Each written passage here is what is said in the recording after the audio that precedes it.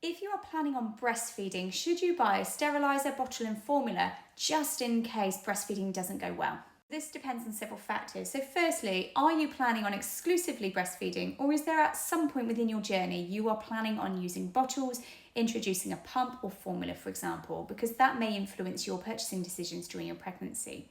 And secondly, what's your location as well? Do you have access to 24-hour supermarkets? Do you have access to convenience stores that you could easily go and get stuff should you need to? In terms of bottles and sterilisers, it's thinking that we live in a very 24-hour society where there's almost always an Asda, a Tesco, a Co-op, wherever that you can go along to 24/7. Or you can quickly shop on Amazon and it's there the next day. In some areas, it's even there within a few hours. And for someone who's planning on exclusively breastfeeding, this is where expressing from 36 to 37 weeks of your pregnancy, having the syringes, popping them in your freezer, this is your insurance postnatally. If you've got lots of these syringes in the freezer and you get to, I don't know, 3 o'clock on day 3 and you're exhausted, and suddenly you think, oh, I just need to do something, this is where your partner can get the expressed milk out of the fridge, rub it between their hands and give the express milk to give you a break. This is also where if baby's slow to latch or reluctant to latch, then what can happen is all of the breast milk that you've already expressed can be given to your baby whilst you are continuing to stimulate the breast from a pump that could be hired from your hospital. And a hospital will hire out breast pumps to women. So you don't necessarily have to buy during your pregnancy. If it's something that you know you are absolutely going to use because at some point you're going to combination feed, you want to give bottles, you're going back to work, for example, you've got events coming up, absolutely, it's a worthwhile purchase to have a pump.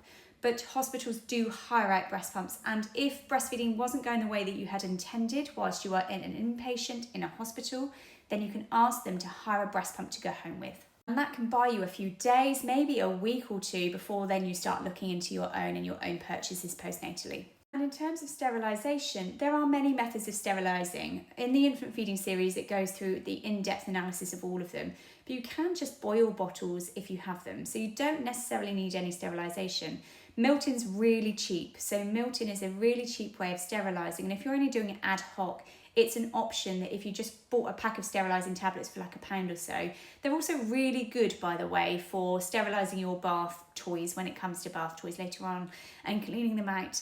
But it provides you that option so that you've got it there, and it's a really cheap, easy way of doing it. And you can use any tub. Yes, it will take a bit longer than steam sterilisation, for example, but it's an option. And for people who are planning on combination feeding, sometimes they'll buy some bottles that are self-sterilising that they can put in the microwave as well, because they don't need a steriliser, especially if they're only using it every now and then. For women who are definitely going to combination feed at some point, absolutely, it's worth having formula, steriliser and bottles in place. For women who are planning on exclusively breastfeeding, hand expressing your pregnancy, have that in the freezer ready to go. Ask for lots of support.